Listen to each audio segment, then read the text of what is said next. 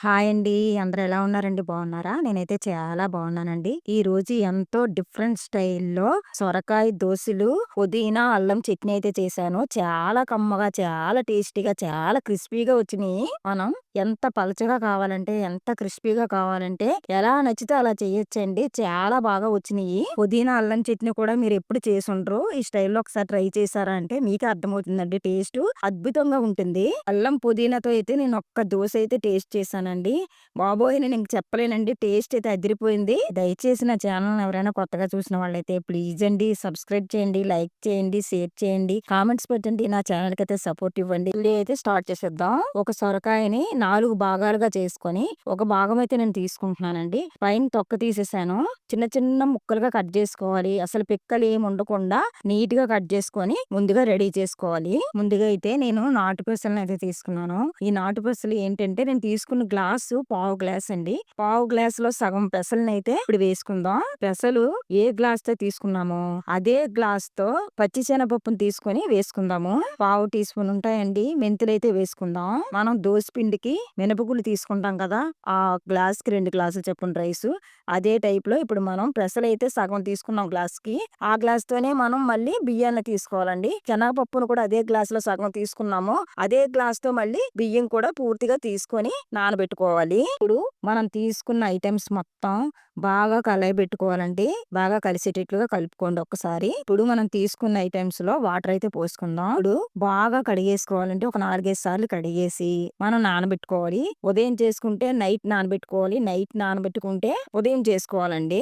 మెంతులు వేసాం కాబట్టి దోసలైతే చాలా మృదువుగా, మెత్తగా, క్రిస్పీగా వస్తాయి. మనం నానబెట్టుకున్న పెసలు, శనగపప్పు, బియ్యం మొత్తం బాగా నానేయండి. ఇప్పుడైతే మిక్సీ గిన్నెలో అయితే మనం ఏసుకుందాము. మిక్సీ గిన్నెకి ఒక సగం వరకు ఏసుకోవాలండి.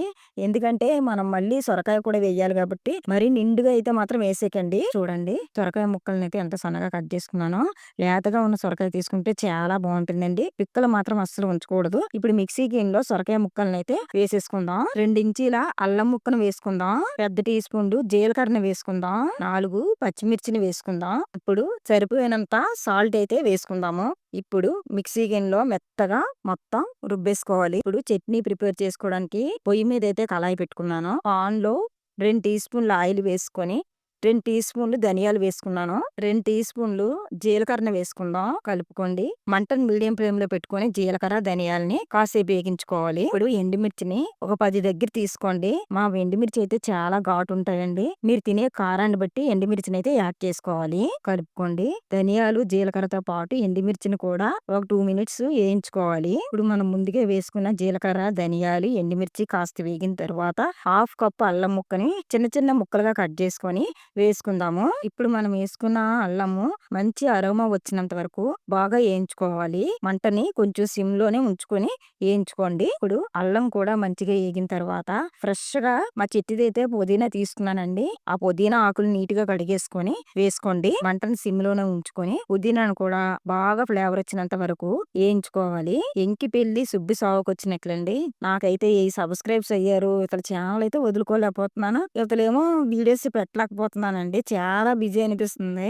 ఎందుకంటే నేను టైలరింగ్ చేస్తాను. ఇతల బట్టలు కుట్టడం, ఇతల వీడియోలు చేయడం కరెక్ట్‌గా పెట్టకపోతే ఎలా ఉంటది? మళ్ళీ తగ్గిపోద్దేమో అని టెన్షన్ అయిపోయి వీడియోలైతే ప్రతిరోజు చేయడం పెట్టామంటే అసలు ఒక నిమిషం కూడా ఖాళీ ఉండట్లేదు మాట నా ప్రాణానికి. ఒక్కొక్కసారైతే ఎందుకురా బాబు! యూట్యూబ్ ఛానల్ ఎందుకున్నాను నేను? ఎందుకు యూట్యూబ్ ఛానల్‌లోకొచ్చాను? ఎందుకు పెడుతున్నాను వీడియోస్ అని కూడా చాలా అనిపిస్తుంది నాకు. ఏం చేయలేకపోతున్నాను. ఆశ మానవ సహజం అండి. కానీ ఇవతల టైలరింగ్ చేయాలి, ఇవతల వీడియోస్ పెట్టాలి. చాలా కష్టం అవుతుంది. అయినా ఏ ఒక్క వీడియో ఆపట్లేదు. అలాగని ఏ వీడియో కూడా వైరల్ అవ్వట్లేదు. కనీసం 100 మందైనా చూస్తే హ్యాపీగా ఫీల్ అవుదును. అలా కూడా ఉండట్లేదు. అదే డిసప్పాయింట్ అయిపోతున్నాను. పుదీనా, అల్లం అంతా మనం వేసుకున్న ఐటెమ్స్ అన్నీ బాగా ఏగినియండి. ఇప్పుడు స్టవ్ బంద్ చేసుకొని చల్లార్చుకోవాలి. ముందుగా వేయించుకున్న ఐటెమ్స్ అన్నీ మిక్సీ గిన్నెలోకి అయితే వేసేసుకోండి. హాట్ వాటర్ లో చిన్న నిమ్మకాయ సైజ్ అంత చింతపండుని తీసుకొని నానబెట్టుకున్నానండి. మరి పలుచగా నీళ్ళ తీసేయకూడదు చింతపండుని. కొంచెం గుజ్జులాగా తీసుకొని ఆ మిక్సీ గిన్నెలోనైతే మొత్తం వేసుకోవాలి. పుదీనా, అల్లం పచ్చడి అంటే చాలా ఘాటుగా ఉంటుంది కదా! ఇప్పుడైతే మనం బెల్లం ముక్కనైతే వేసుకోవాలండి. మీరు తీసుకునే క్వాలిటీ బట్టి మీరు ఎంత యాడ్ చేసుకుంటే అంత బెల్లాన్ని అయితే యాడ్ చేసుకోండి. ఇప్పుడు కాస్త సాల్ట్ నైతే యాడ్ చేసుకోవాలి. పుదీనా, అల్లము, ఎండుమిర్చి మొత్తం ఘాటే కదండి. ఇప్పుడు 4, 5 ఎల్లుల్లి రెబ్బల్ని వేసుకుంటే సరిపోతుందండి. వేసుకొని మెత్తని పేస్ట్‌లా మిక్సీ అయితే పట్టేసుకోవాలి. తాలింపు వేసుకుందామండి చట్నీకి. 2 టీ స్పూన్‌ల ఆయిల్ వేసుకొని 2 టీ స్పూన్ మినపగుళ్ళు వేసుకోవాలి. మినపగుళ్ళు కాస్త వేగిన తర్వాత ఆవాలు, జీలకర్ర వేసుకోవాలి. 4, 5 ఎండుమిర్చిని వేసుకోవాలి. మంటల్ని మీడియం ఫ్లేమ్‌లో పెట్టుకొని బాగా పోగుని బ్రౌన్ కలర్ వచ్చేంత వరకు వేయించుకోవాలి. కొంచెం కరివేపాకునైతే వేసుకుందాం. కలుపుకోండి. పోపు బాగా ఏగింది. ఇప్పుడు స్టవ్ బంద్ చేసుకొని పోపును మొత్తం చల్లార్చేసుకొని పచ్చడిలోకి అయితే వేసుకుందాం. పొయ్యి మీద అయితే పాన్ పెట్టుకున్నానండి. హీట్ ఎక్కింది. ఇప్పుడు మనం రుబ్బుకున్న కన్సిస్టెన్సీ చూసారా? సేమ్ పెసర రుబ్బు ఎలా ఉంటుందో అంతే చిక్కగా ఉండాలండి. ఇలా రుబ్బుకుంటే సరిపోతుంది. పెనం అయితే బాగా హీట్ ఎక్కింది. ఇప్పుడైతే అట్టయితే వేసుకుందాము. చూడండి.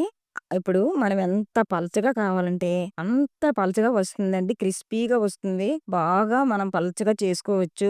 చాలా టేస్ట్ అనిపిస్తుందండి ఈ దోస. అట్టు కాస్త వేగిన తరువాత మనం ఆయిల్ అయితే చుట్టూరు వేసుకోవాలండి. అట్టయితే బాగా ఈజీగా వచ్చేస్తుంది చూసారా? అసలు చాలా ఈజీగా వచ్చేస్తది. అసలు పెనం కూడా అంటదు. చాలా క్రిస్పీగా వస్తదండి. తిరగవేసుకుందాము. 2 వైపులా అయితే కాలిపోయిందండి. మనం సైడ్‌కి మడుచుకొని అట్టునైతే తీసేసుకుందాం. మొత్తం అన్ని అట్లు అదే స్టైల్‌లో వేసుకొని సైడ్‌కి పెట్టేసుకుందాం. మనం పుదీనా పచ్చడి అయితే మిక్సీ పట్టుకోమని చెప్పాను కదా! ఆ పచ్చడిలోనైతే నేను ఇందాక వేయించుకున్న పోపునైతే వేసేసుకున్నాను. వేసుకున్న తర్వాత పచ్చడిని బాగా కలుపుకోవాలండి. పచ్చడైతే ఎంతో టేస్ట్‌గా రెడీ చేశాను. చాలా టేస్ట్‌గా ఉంటుందండి.